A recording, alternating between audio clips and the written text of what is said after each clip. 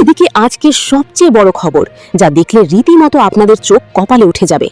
ইরানের ভয়াবহ ক্ষেপণাস্ত্র হামলায় দাউ দাউ করে জ্বলছে আরব আমিরাত।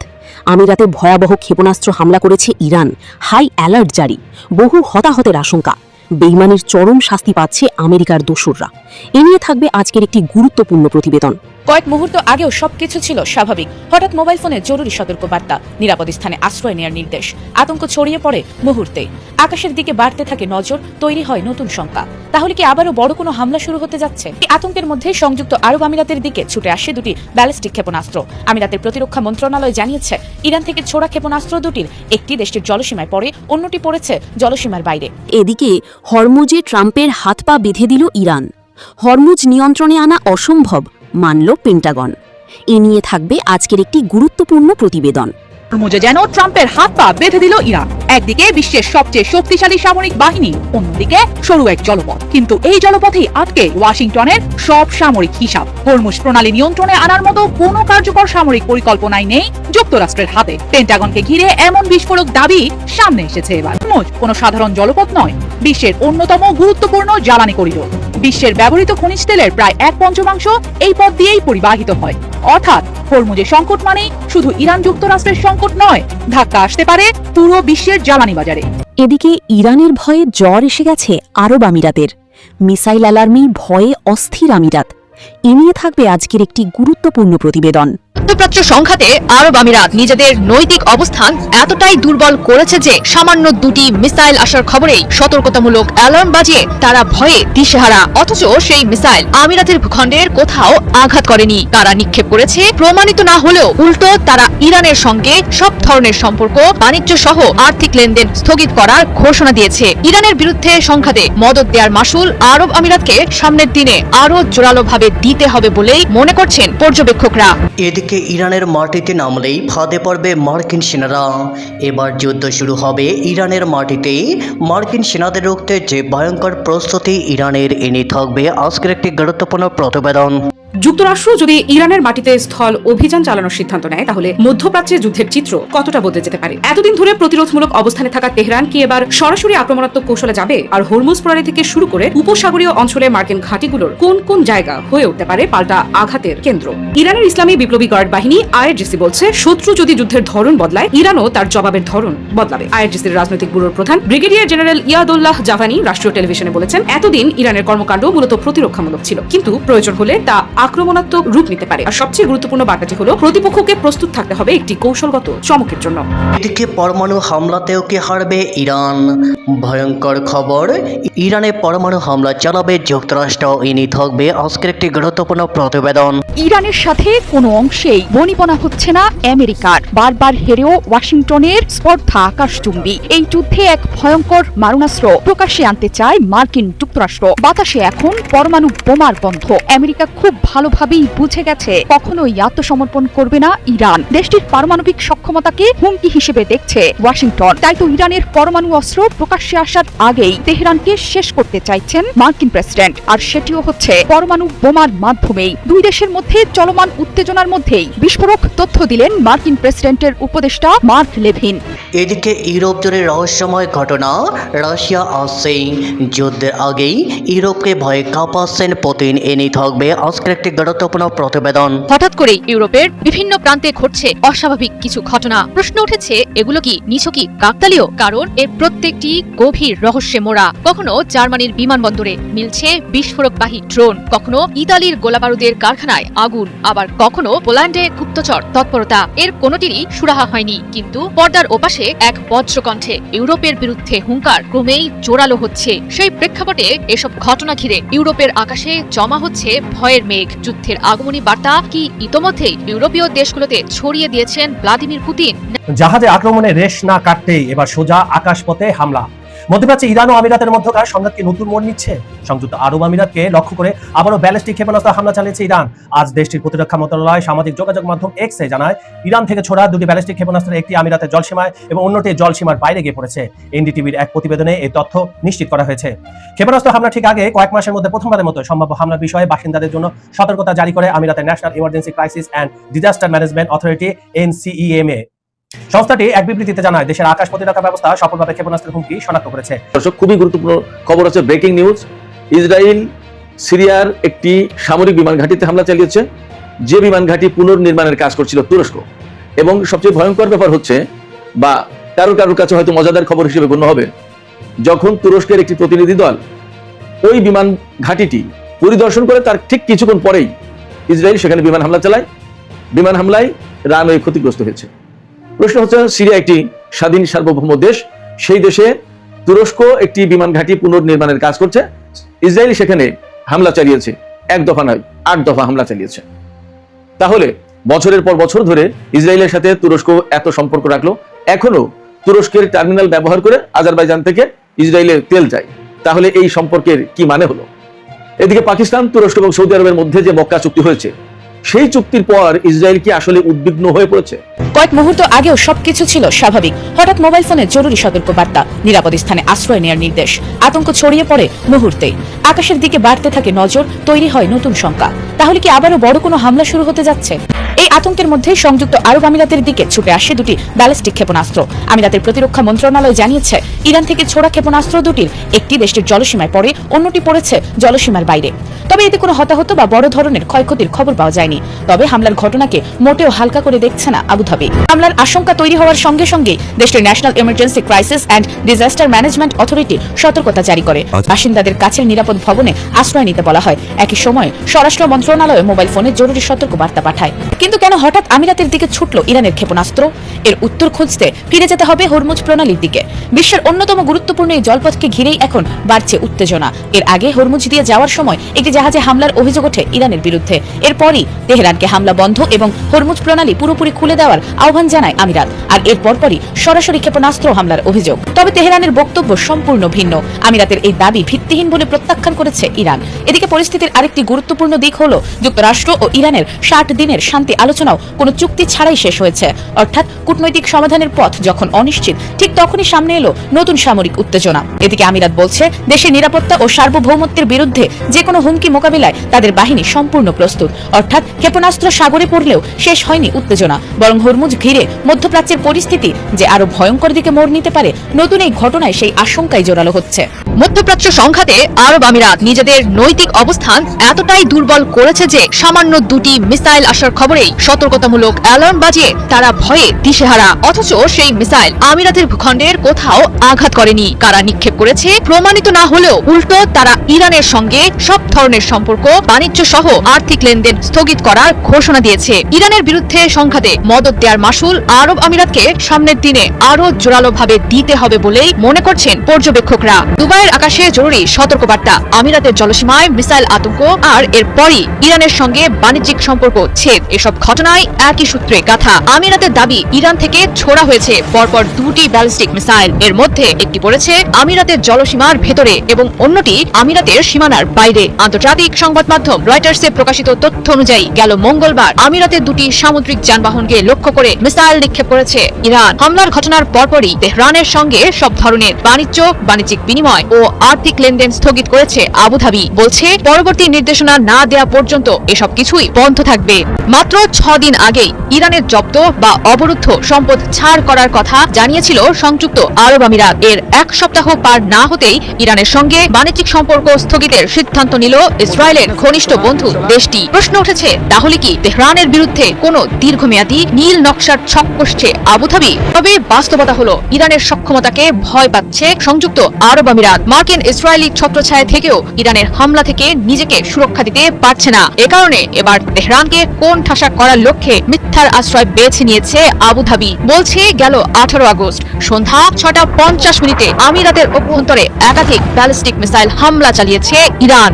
আমিরাতের আনা অভিযোগকে পুরোপুরি ভিত্তিহীন বলছে ইরান। ইতিমধ্যেই মিসাইল হামলার দাবি প্রত্যাখ্যান করে বুধবার ভোরে বিবৃতি দিয়েছে ইরানের পররাষ্ট্র মন্ত্রণালয়। মন্ত্রণালয়ের মুখপাত্র ইসমাইল বাঘাই জানান, আমিরাতে কোনো ধরনের মিসাইল ব্যবহার করে আঘাত হানেনি ইরান। তবে এবারই প্রথম নয়, এর আগেও ইরানের বিরুদ্ধে হামলা চালানোর মিথ্যা অভিযোগ তুলেছিল মার্কিন ইসরায়েল মদতপুষ্ট মধ্যপ্রাচ্যের অন্যান্য দেশগুলো। ইরানের দাবি, এগুলোর কোনোটারই নেই বাস্তব ভিত্তি, বরং ইরানের সঙ্গে সামরিক সক্ষমতায় পেরে উঠতে না না পেরে মার্কিন ইসরায়েলি মদতপুষ্ট দেশগুলো বারবার মিথ্যা অভিযোগ সামনে এনে আন্তর্জাতিকভাবে ইরানের ভাবমূর্তি ক্ষুণ্ণ করছে। গেল 28 ফেব্রুয়ারি সংঘাত শুরুর পর থেকেই ইরানের বিরুদ্ধে বেশ কয়েকটি ফলস ফ্ল্যাগ বা সাজানো হামলার অভিযোগ সাজিয়েছে প্রতিপক্ষরা।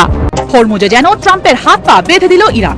একদিকে বিশ্বের সবচেয়ে শক্তিশালী সামরিক বাহিনী, অন্যদিকে সরু এক জলপথ। কিন্তু এই জলপথেই আটকে ওয়াশিংটনের সব সামরিক হিসাব। হরমুজ প্রণালী নিয়ন্ত্রণে আনার মতো কোনো কার্যকর সামরিক পরিকল্পনাই নেই যুক্তরাষ্ট্রের হাতে। পেন্টাগনকে ঘিরে এমন বিস্ফোরক দাবি সামনে এসেছে এবার। হরমুজ কোনো সাধারণ জলপথ নয়, বিশ্বের অন্যতম গুরুত্বপূর্ণ জ্বালানি করিডোর। বিশ্বের ব্যবহৃত খনিজ তেলের প্রায় 1/5 এই পথ দিয়েই পরিবাহিত হয়। অর্থাৎ হরমুজের সংকট মানেই শুধু ইরান যুক্তরাষ্ট্রের সংকট নয়, ধাক্কা আসতে পারে পুরো বিশ্বের জ্বালানি বাজারে। আর ঠিক এই জায়গাতেই ইরান বসিয়েছে সবচেয়ে বড় চাপ। প্রেস টিভিকে দেওয়া এক আঞ্চলিক গোয়েন্দা সূত্রের দাবি, হরমুজ খোলা রাখা, জাহাজ চলাচল নিরাপদ করা আর একই সঙ্গে জ্বালানি বাজার স্থিতিশীল রাখা, এই 3টি লক্ষ্য একসঙ্গে নিশ্চিত করার মতো সামরিক বিকল্প ওয়াশিংটনের হাতে নেই। অর্থাৎ গোলাবারুদ আছে, নৌবহর আছে, সামরিক শক্তিও আছে, কিন্তু হরমুজের নিশ্চয়তা নেই। আর এটাই ইরানের সবচেয়ে বড় কৌশলগত সুবিধা। হরমুজ তাই ইরানের কাছে শুধু একটি সমুদ্রপথ নয়, চাপ তৈরির এক বিশাল অস্ত্র। ওয়াশিংটন যত চাপ বাড়াচ্ছে, তেহরান ততই হরমুজকে সামনে নিয়ে আসছে। ইরানের অবস্থানও স্পষ্ট, সামরিক অভিযান থামাতে হবে, ইসলামাবাদ সমঝোতা স্মারকে ইরানের দাবিগুলো পূরণ করতে হবে, তারপরেই হরমুজ দিয়ে নিরাপদ চলাচলের প্রশ্নে অগ্রগতি আসতে পারে। অর্থাৎ হরমুজ খুলবে কি না সেই সিদ্ধান্তের চাবি এখন যুদ্ধক্ষেত্রের বাইরেও। আর এখানেই তৈরি হয়েছে ওয়াশিংটনের সবচেয়ে বড় অস্বস্তি। প্রতিবেদনের দাবি, হরমুজ পরিস্থিতি নিয়ন্ত্রণে ব্যর্থতা নিয়ে ট্রাম্প প্রশাসনে হতাশা বাড়ছে। দায় কার, সেটি নিয়েও শুরু হয়েছে টানাপোড়েন। সামরিক পথে দ্রুত সমাধান না আসায় ইরানের অর্থনীতির উপর চাপ বাড়ানোর কৌশলও জোরদার করছে ওয়াশিংটন। কিন্তু তেহরানও পিছিয়ে নেই। আইআরজিসির বার্তা, হুমকি এলে জবাব আসবে, আগ্রাসন হলে পাল্টা আগ্রাসন। এখন প্রশ্ন, যুক্তরাষ্ট্র কি শক্তি দিয়ে হরমুজ খুলবে, নাকি হরমুজের ভূগোলই আটকে দেবে বিশ্বের সবচেয়ে শক্তিশালী সামরিক শক্তিকে? কারণ এখানে সমস্যা শুধু জলপথ নিয়ন্ত্রণের নয়, সমস্যা বিশ্বের জ্বালানি সরবরাহ, সমস্যা বৈশ্বিক তেল বাজার, আর সমস্যা যুদ্ধের পরবর্তী হিসাব। যদি পেন্টাগনের হাতে হরমুজ নিরাপদ রাখার নিশ্চিত সামরিক বিকল্প না থাকে, তাহলে ইরানের হাতে থাকছে এমন এক চাপের অস্ত্র যার প্রভাব পড়তে পারে ওয়াশিংটন থেকে শুরু করে বিশ্ব বাজার পর্যন্ত, যার কেন্দ্রে দুই পরাশক্তির মুখোমুখি অবস্থান। তাহলে এখন শেষ প্রশ্নটা আরো ভয়ঙ্কর। হরমুজ কি এবার ইরানের যুদ্ধাস্ত্র নয়, বরং যুক্তরাষ্ট্রের সবচেয়ে বড় কৌশলগত হাত হয়ে উঠছে? সময় বলে দিতে পারবে এর সঠিক জবাব। ইরানের সাথে কোনো অংশেই বনিবনা হচ্ছে না আমেরিকার। বারবার হেরেও ওয়াশিংটনের স্পর্ধা আকাশচুম্বী। এই যুদ্ধে এক ভয়ঙ্কর মারণাস্ত্র প্রকাশ্যে আনতে চায় মার্কিন যুক্তরাষ্ট্র। বাতাসে এখন পরমাণু বোমার গন্ধ। আমেরিকা খুব ভালোভাবেই বুঝে গেছে কখনোই আত্মসমর্পণ করবে না ইরান। দেশটির পারমাণবিক সক্ষমতাকে হুমকি হিসেবে দেখছে ওয়াশিংটন। তাই তো ইরানের পরমাণু অস্ত্র প্রকাশ্যে আসার আগেই তেহরানকে শেষ করতে চাইছেন মার্কিন প্রেসিডেন্ট। আর সেটিও হচ্ছে পরমাণু বোমার মাধ্যমেই। দুই দেশের মধ্যে চলমান উত্তেজনার মধ্যেই বিস্ফোরক তথ্য দিলেন মার্কিন প্রেসিডেন্টের উপদেষ্টা মার্ক লেভিন। ইরানি শাসন ব্যবস্থার ইতিহাস বিশ্লেষণ করেছেন লেভিন। তার মতে বিপ্লবের পর থেকে পুরোটা সময় জুড়ে ইরানের নিয়ন্ত্রণ বজায় রাখতে লেনিনবাদী রাষ্ট্রীয় কাঠামো গ্রহণ করেছেন শহীদ খামেনি। এসব কিছু বিবেচনায় নিয়ে লেভিনের মতে জাপানের মতো ইরানি সরকারেরও আত্মসমর্পণের কোনো ইচ্ছে নেই। এর আগেও আমেরিকা এমন অনেক যুদ্ধ করেছে যেখানে সহজে হার মানতে চায়নি শত্রুরা। আর দুর্ভাগ্যজনক হলেও সত্যি, শত্রুকে হার মানতে বাধ্য করার জন্য অনেক সময় ব্যবহার করতে হয়েছে পারমাণবিক বোমা। আর এবারও হয়তো ওয়াশিংটনের সামনে আর কোনো উপায় নেই। শুধু মার্ক লেভিন কেন, যুক্তরাষ্ট্র ইরান আকাশচুম্বী উত্তেজনার মধ্যেই বিস্ফোরক তথ্য দিয়েছেন সাবেক মার্কিন কংগ্রেসউইম্যান মার্জরি টেলর গ্রিনো। এক্সে দেয়া পোস্টে গ্রিন লিখেছেন, কৌশলগত বৈঠকে ইরানের পরমাণু অস্ত্র ব্যবহারের বিষয়ে আলোচনা করছে আমেরিকা। তার মতে এটা স্পষ্ট, এই ব্যাপারে অনুমান নয়, নিজের জানার পক্ষেই যুক্তি দিয়েছেন মার্কিন কংগ্রেসউইম্যান। এর আগেও ইরানে মার্কিন সামরিক হস্তক্ষেপের বিরোধিতা করে সতর্কবার্তা দিয়েছিলেন গ্রিন। তার মতে পরমাণু অস্ত্র ব্যবহার হলে তা আরো বড় বৈশ্বিক সংঘাতের সূত্রপাত করতে পারে। শুধু তাই নয়, পরমাণু অস্ত্র ব্যবহারের বিরোধিতায় মার্কিন নাগরিকদের যুদ্ধ বন্ধের দাবি জানাতে আহ্বান জানিয়েছেন গ্রিন। ভবিষ্যতে কোনো পরমাণু হামলার সম্ভাব্য পরিণতি তুলে ধরতে 1945 সালে জাপানের হিরোশিমা ও নাগাসাকিতে যুক্তরাষ্ট্রের পরমাণু বোমা হামলার প্রসঙ্গ টানেন গ্রিন। শেষবার পরমাণু অস্ত্র ব্যবহার হয়েছিল 1945 সালে জাপানের হিরোশিমা ও নাগাসাকিতে। এরপর জাপানে বিকিরণজনিত অসুস্থতা, ক্যান্সার বৃদ্ধি এবং জন্মগত ত্রুটি ছিল চোখে পড়ার মতো। তবে আমেরিকা জানে না ইরান আগের চাইতে আরো অনেক বেশি শক্তিশালী। ইরানের এক ঊর্ধ্বতন কর্মকর্তা রয়টার্সকে বলেছেন, যুক্তরাষ্ট্রের সঙ্গে যুদ্ধ স্থায়ীভাবে শেষ করার জন্য চলমান আলোচনা থমকে যাওয়ায় সামরিক ক্ষেত্রে পুরোপুরি আক্রমণাত্মক ইরান। যুক্তরাষ্ট্র যদি ইরানের মাটিতে স্থল অভিযান চালানোর সিদ্ধান্ত নেয় তাহলে মধ্যপ্রাচ্যে যুদ্ধের চিত্র কতটা বদলে যেতে পারে। এতদিন ধরে প্রতিরোধমূলক অবস্থানে থাকা তেহরান কি এবার সরাসরি আক্রমণাত্মক কৌশলে যাবে? আর হরমুজ প্রণালী থেকে শুরু করে উপসাগরীয় অঞ্চলে মার্কিন ঘাঁটিগুলোর কোন কোন জায়গা হয়ে উঠতে পারে পাল্টা আঘাতের কেন্দ্র? ইরানের ইসলামী বিপ্লবী গার্ড বাহিনী আইআরজিসি বলছে, শত্রু যদি যুদ্ধের ধরন বদলায়, ইরানও তার জবাবের ধরন বদলাবে। আইআরজিসির রাজনৈতিক ব্যুরোর প্রধান ব্রিগেডিয়ার জেনারেল ইয়াদুল্লাহ জাভানি রাষ্ট্রীয় টেলিভিশনে বলেছেন, এতদিন ইরানের কর্মকাণ্ড মূলত প্রতিরক্ষামূলক ছিল, কিন্তু প্রয়োজন হলে তা আক্রমণাত্মক রূপ নিতে পারে। আর সবচেয়ে গুরুত্বপূর্ণ বার্তাটি হলো, প্রতিপক্ষকে প্রস্তুত থাকতে হবে একটি কৌশলগত চমকের জন্য।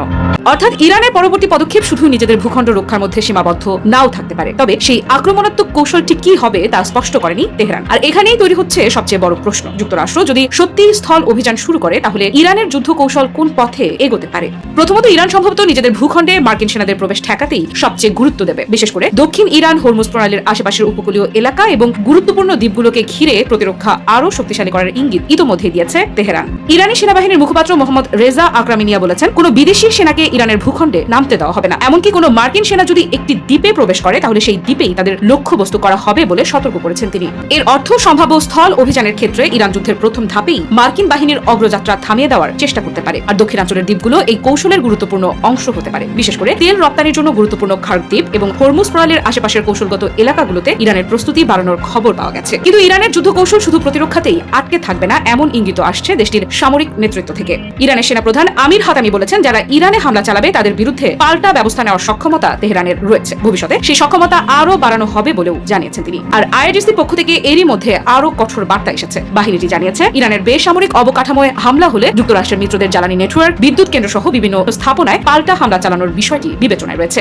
অর্থাৎ সম্ভাব্য যুদ্ধ যদি ইরানের ভূখণ্ডে প্রবেশ করে তাহলে তেহরান যুদ্ধকে শুধু সীমান্তের মধ্যে আটকে রাখবে এমন নিশ্চয়তা নেই। ইরানের কট্টরপন্থী রাজনৈতিক ও সংবাদ মাধ্যমের আলোচনায় আরো বড় একটি সম্ভাবনার কথা উঠে এসেছে। যুক্তরাষ্ট্র যদি ইরানের স্থল অভিযান চালায় তাহলে উপসাগরীয় অঞ্চলে থাকা মার্কিন সামরিক ঘাঁটি ও স্থাপনাগুলো পাল্টা চাপের মুখে পড়তে পারে। বিশেষ করে বাহরাইন ও কুয়েতে থাকা মার্কিন সামরিক উপস্থিতি নিয়ে এরই মধ্যে আলোচনা শুরু হয়েছে।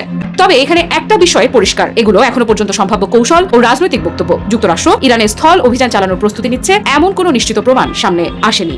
তারপরও ইরান কেন এত জোর দিয়ে স্থল যুদ্ধের প্রস্তুতির কথা বলছে? এর পেছনে রয়েছে দেশটির সাম্প্রতিক সামরিক ও নিরাপত্তা কাঠামোর পরিবর্তন। ইরানের সর্বোচ্চ নেতা মুস্তাবা খামেনি সম্প্রতি আইআরজিসির কয়েকজন কর্মকর্তা ও ঘনিষ্ঠ ব্যক্তিকে গুরুত্বপূর্ণ সামরিক ও নিরাপত্তা পদে নিয়োগ দিয়েছেন।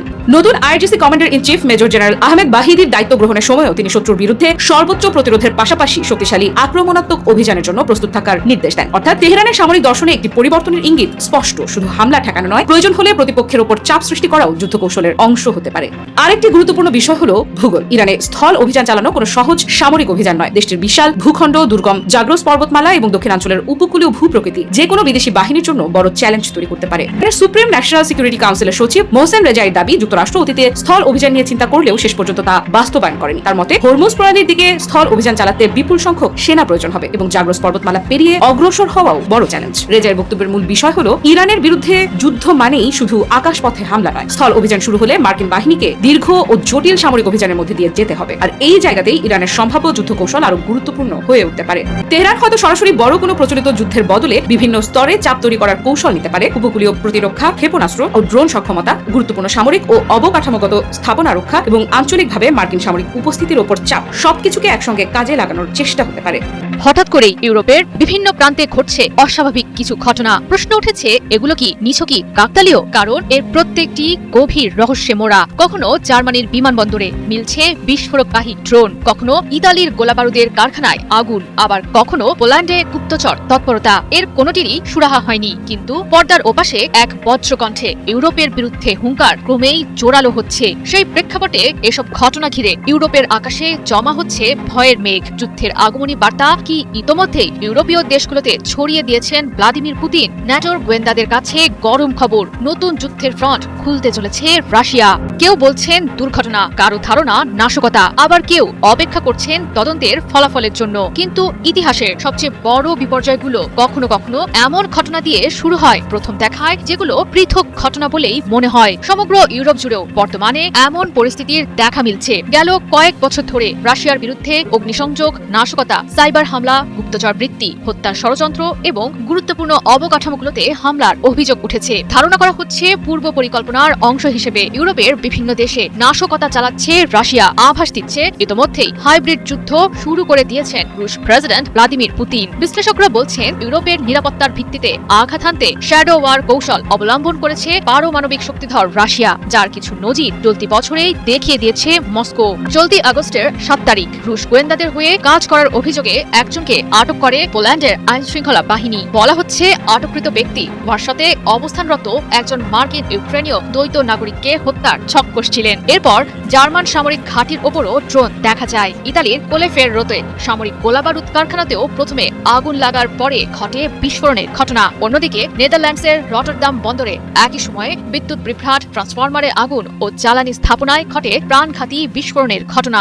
সব মিলিয়ে ইউরোপের নিরাপত্তা পরিস্থিতি ক্রমশ জটিল হয়ে উঠছে। ন্যাটোর মহাসচিব মার্ক রুট এর বহুদিনের আশঙ্কা, আগামী কয়েক বছরের মধ্যেই ন্যাটোর বিরুদ্ধে সামরিক শক্তি প্রয়োগ করবে মস্কো। আর ইউরোপীয় গোয়েন্দা সংস্থাগুলোর আশঙ্কা 2030 সালের মধ্যেই ন্যাটোর সদস্যভুক্ত কোনো দেশে পরীক্ষামূলকভাবে হামলা চালাতে পারে রাশিয়া। ধারণা করা হচ্ছে ন্যাটোকে ভয় দেখিয়ে দুর্বল করে ইউরোপে রাশিয়ার কৌশলগত প্রভাব বৃদ্ধি করার সব প্রস্তুতি ইতোমধ্যেই সম্পন্ন করে ফেলেছেন পুতিন। জাহাজে আক্রমণের রেশ না কাটতেই এবার সোজা আকাশপথে হামলা।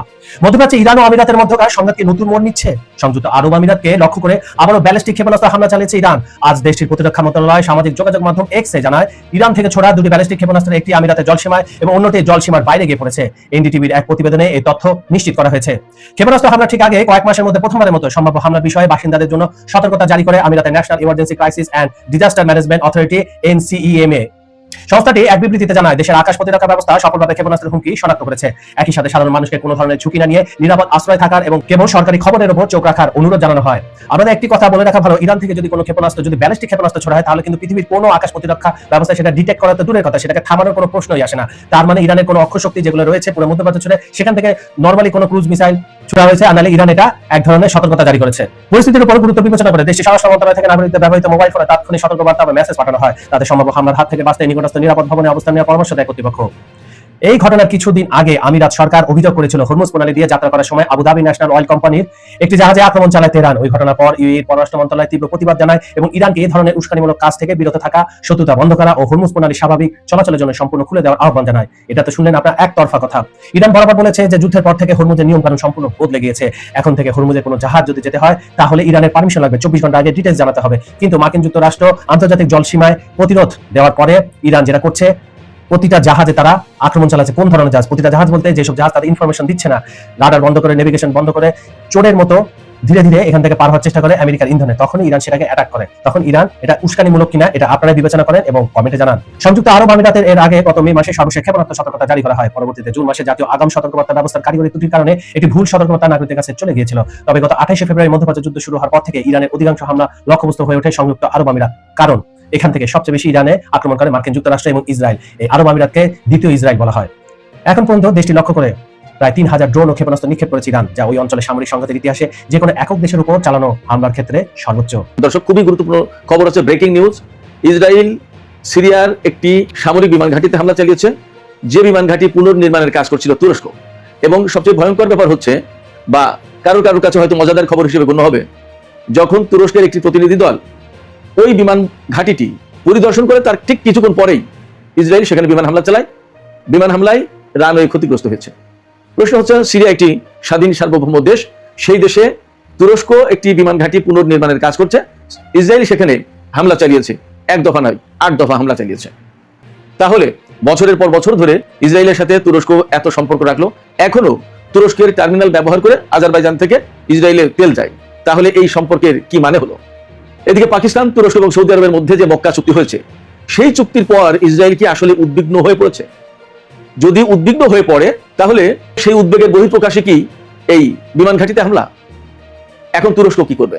তুরস্ক কি ইসরায়েলকে জবাব দেবে, নাকি সিরিয়া আরো বেশি নতজানু হবে ইসরায়েলের দিকে? সিরিয়া যাবে কোথায়? সিরিয়া তো তুরস্কের বন্ধু, ইসরায়েলের বন্ধু। সিরিয়া বলতে এখনকার যে সিরিয়ার সরকার, তাহলে সে যাবে কোথায়? এখানে এই হামলার নিন্দা জানিয়েছে ইরান। এই হামলায় উদ্বেগ প্রকাশ করেছে আমেরিকা, নিন্দা জানিয়েছে তুরস্ক, নিন্দা জানিয়েছে সিরিয়া। চূড়ান্ত বিচারে গিয়ে প্রশ্ন থাকছে সিরিয়াকে কেন্দ্র করে তুরস্ক এবং ইসরায়েলের মধ্যে বড় কোনো সংঘাত তৈরি হবে কিনা এবং তার জন্য তুরস্ক আসলেই প্রস্তুত কিনা। এদিকে ইরান প্রসঙ্গে যে কথা বলবো তা হচ্ছে এই যে ইরানের জাতীয় সংসদের স্পিকার এবং প্রধান আলোচক বাকির কলিবফ তিনি বলেছেন ইরানের সর্বোচ্চ নেতা আয়াতুল্লাহ আলী খামেনিকে যারা হত্যা করেছে, ইরানের এত এত শিশু যারা হত্যা করেছে এবং এত বেসামরিক মানুষ যারা হত্যা করেছে তাদের কাউকেই বিনা প্রতিশোধে পার পেতে দেয়া হবে না। তার মানে ইরান আমেরিকা এবং ইসরায়েলের বিরুদ্ধে প্রতিশোধ নেবে, আজ হোক আর কাল হোক। সুপ্রিয় দর্শক, এইসব বিষয় নিয়েই আমরা আজকে ভিডিওতে বিস্তারিত কথা বলবো। আশা করি আলোচনা আপনাদের ভালো লাগবে এবং শেষ পর্যন্ত আপনারা সঙ্গেই থাকবেন। প্রথমেই ইসরায়েল, তুরস্ক এবং সিরিয়া প্রসঙ্গে আলোচনাটা শেষ করি, কারণ আজকের মূল আলোচনা এটা। আমি মনে করি এটা ব্রেকিং নিউজ এবং এখানে অতীত, বর্তমান এবং সম্ভাব্য ভবিষ্যৎ এই সমস্ত সবকিছু নিয়ে আমি আলোচনা করার চেষ্টা করব। আলোচনাটা শুরু করি এখান থেকে। সিরিয়ার বর্তমান যে সরকার, আল সারা সরকার যেটা বা জুলানির সরকার, এই আল সারা বা জুলানির সরকার তারা তুরস্কের সাথেও বন্ধুত্ব রাখে, ইসরায়েলের সাথেও বন্ধুত্ব রাখে, বরং বন্ধুত্ব রাখে না ইরানের সাথে, বন্ধুত্ব রাখে না লেবাননের একটা প্রতিরোধকামী সংগঠন আছে, আপনারা সবাই তার নাম জানেন, তাদের সাথে। এরা সম্পর্ক রাখে না ফিলিস্তিনের যারা প্রতিরোধকামী সংগঠন, আপনারা সবাই তার নাম জানেন, তাদের সাথে। খুবই অদ্ভুত কিছু সমীকরণ আছে, আমি খুব একদম খুলে খুলে আপনাদেরকে দেখাবো। আপনারা খেয়াল করুন, আপনারা শুনবেন, আপনারা বোঝার চেষ্টা করবেন এবং আপনারা সিদ্ধান্ত নেবেন। এখানে তুরস্ক এবং ইসরায়েল আসলে কার হয়ে কার কাজ করে আপনারা সিদ্ধান্ত নেবেন, আমি কিছু বলবো না। আল জুলানি সরকারের সাথে তুরস্কের যেমন সম্পর্ক, ইসরায়েলের সম্পর্ক তেমনই। বাশার আল আসাদ সরকার ইসরায়েলের শত্রু ছিল, তুরস্কের শত্রু ছিল। এই জুলানি তারাই তো একেবারে চূড়ান্ত সশস্ত্র যুদ্ধের মাধ্যমে বাশার আল আসাদ সরকারকে দেশ ছাড়া করলো বলা যায়। তাহলে কি দাঁড়ালো? বাশার আসাদ সরকার বা সিরিয়ার প্রেসিডেন্ট বাশার আল আসাদ ইসরায়েলেরও শত্রু ছিল, তুরস্কেরও শত্রু ছিল। তুরস্কের শত্রু ছিল কোন লাইন থেকে? খেয়াল করুন, আজকের এই পরিস্থিতি বোঝার জন্য এই জিনিসগুলো বোঝা দরকার। তুরস্কের প্রেসিডেন্ট রজব তাইয়িপ এরদোগান বলতো যে এই বাশার আসাদ সরকার বা তার বাবা হাফেজ আল আসাদ সিরিয়ায় হাজার হাজার মুসলিম ব্রাদারহুডের মানুষ মেরেছে, ইসলামী আন্দোলনের মানুষকে হত্যা করেছে এবং এরা স্বৈরাচারী সরকার, মানুষের রক্তের উপর ক্ষমতায় বসে আছে। এবং ঠিক একই কথা বলতো আমেরিকা, পশ্চিমা দেশগুলো আর ইসরায়েল। এই কারণে মিশরে যখন হোসনি মুবারকের পতন হলো, মুসলিম ব্রাদারহুডের ক্ষমতা আসার সম্ভাবনা তৈরি হলো এবং পরবর্তীতে ক্ষমতা আসলো, তখন এরদোগান ব্যাপক নড়ে চড়ে বসলো এবং একেবারে সিরিয়া পর্যন্ত মুসলিম ব্রাদারহুডের শাসন কায়েম করে ফেলবে এরকম একটা ভাব নিল। কিন্তু তুরস্কের ভিতরে মুসলিম ব্রাদারহুডের শাসন কায়েম হবে না, সে ব্যাপারে তিনি কিন্তু ক্লিয়ার, তিনি সেটা করবেন না তার আগ পর্যন্ত, অর্থাৎ সিরিয়া পর্যন্ত। আর ওই সময় এই যে মুসলিম ব্রাদারহুডের শাসন কায়েম, এইটা ইসরায়েল তো চায় না, পছন্দ করে না। কিন্তু বাশার আসাদ সরকারকে উৎখাতের সুযোগ নিল এই কারণে যে ইসরায়েল খুব ভালো করে জানে সিরিয়াতে ব্রাদারহুডের, মুসলিম ব্রাদারহুডের কোনো আন্দোলন, বড় কোনো সংগঠন কিছুই ছিল না জীবনে কোনোদিন। ওইরকম হাজার হাজার লাখ লাখ মানুষ হত্যাও করা হয়নি। এগুলো সবই পশ্চিমা প্রচারণা, তুরস্ক বা এই ধরনের কিছু দেশের প্রচারণা। এর মূল কারণ ছিল নিজেদের সংকট আরেক জায়গায় রেখে ওখানে লোকজনকে ব্যস্ত রাখা, নিজের সেফ থাকা, এক বিরাট কৌশলী চাল। যখন মিশরে হোসনি মুবারকের পতন হলো, তখন ইসরায়েল, আমেরিকা বা পশ্চিমারা আসাদ সরকারকে পতন ঘটাতে চাইলো এই কারণে যে এই সুবিধায় মুসলিম ব্রাদারহুডের আন্দোলনের কথা বলি আর যাই বলি আরব বসন্ত, যেভাবে এই আন্দোলন সিরিয়ায় নিয়ে গিয়ে ঠেকিয়ে বাশার আসাদকে উৎখাত করতে পারলে ইসরায়েলের একদম ঘরের দরজা থেকে রাষ্ট্রীয় প্রতিরোধকামী শক্তির পতন ঘটে। অর্থাৎ ইসরায়েলের সামনে রাষ্ট্রীয়ভাবে আর কোনো দেশ থাকে না, একের ঘরের দরজা থেকে পা ফেললে তো সিরিয়া। আর সেই সিরিয়ার বাশার আসাদ সরকার ইসরায়েলের চরম কঠিন বিরোধী, আরো বিশ্বে বাশার আসাদ সরকারের মতো আর কেউ বিরোধী ছিল না ইসরায়েলের। নেতানিয়াহু বা ইসরায়েল সরকার চাইলো বাশার আসাদের পতন হোক, পরে বাকিটা দেখা যাবে। একবার পতন ঘটাতে পারলে সেখানে ইসরায়েল, আমেরিকা, পাশ্চাত্যের প্রভাব ঠিকই প্রতিষ্ঠা করা যাবে, সেখানে পাত্তা পাবে না তুরস্ক। তাহলে এরদোগানের টার্গেট মুসলিম ব্রাদারহুডের শাসন কায়েম করা, এই জন্য বাশার আসাদকে সরাতে হবে। আর ইসরায়েলের টার্গেট বাশার আসাদকে যেভাবেই হোক সরাবে, সেখানে ইসরায়েলের প্রভাব প্রতিপত্তি অনেক বিস্তৃত করা যাবে। ইসরায়েলের সামনে থেকে একটা রাষ্ট্রীয় শক্তির পতন হয়, ইসরায়েলকে রুখে দেওয়ার বা ইসরায়েলকে মোকাবেলার মতো কোনো শক্তি আর সিরিয়ায় থাকবে না। শুধু তাই না, সিরিয়াকে কেন্দ্র করে ইরান এবং এই অঞ্চলের বিভিন্ন প্রতিরোধকামী সংগঠনের যে উপস্থিতি ছিল সিরিয়াতে, বাশার আসাদ সরকার থাকার কারণে এটা সম্ভব হয়েছিল। বাশার আসাদকে হটিয়ে দিতে পারলে, ক্ষমতাচ্যুত করতে পারলে এদের কারোর অবস্থান, ইরানের অবস্থান তো পরের কথা, কারোর অবস্থানই থাকবে না সিরিয়ায়।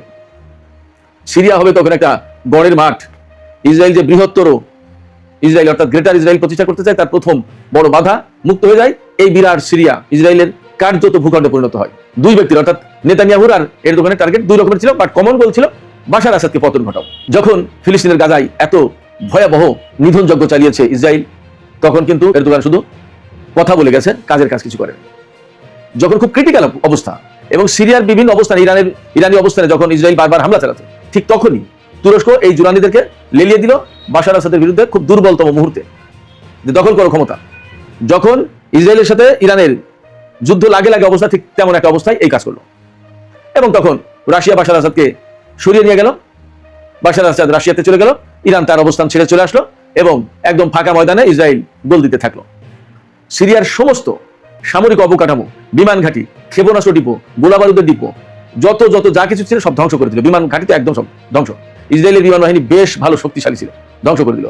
তারপরে তাদের ট্যাঙ্ক বাহিনী ব্যাপক শক্তিশালী ছিল, একদম সব ধ্বংস করে দিয়েছে। এখন সিরিয়ায় যে জোলানি সরকার তাদেরকে একদম ফকির মিসকিন বানিয়ে দিয়েছে সামরিক সক্ষমতার দিক দিয়ে, সামরিক শক্তির দিক দিয়ে। এগুলো যখন করেছে তখন কিন্তু তুরস্ক একদম কিছুই বলেন ইসরায়েলকে বলেন এই নেতানিয়াহু বা এই ভাই তোমরা করো কি? মাত্র একটি সরকারের পতন হলো এবং নতুন এরা সরকার এসেছে, ক্ষমতা এসেছে, তোমরা তাদের সমস্ত সবকিছু ধ্বংস করে দিচ্ছ কেন? সেখানে আমি ব্যক্তিগতভাবে মনে করি এরদোগানের একটা বিশেষ টার্গেট ছিল, সিরিয়ার সমস্ত সামরিক সমস্ত সবকিছু ধ্বংস হয়ে গেলে ওই জায়গায় বিপুল পরিমাণের সামরিক সরঞ্জাম বিক্রি করতে পারবে, তুরস্ক একটা ব্যবসা করবে। আমেরিকার যেমন বিভিন্ন জায়গায় এরকম টার্গেট থাকে যে ওখানে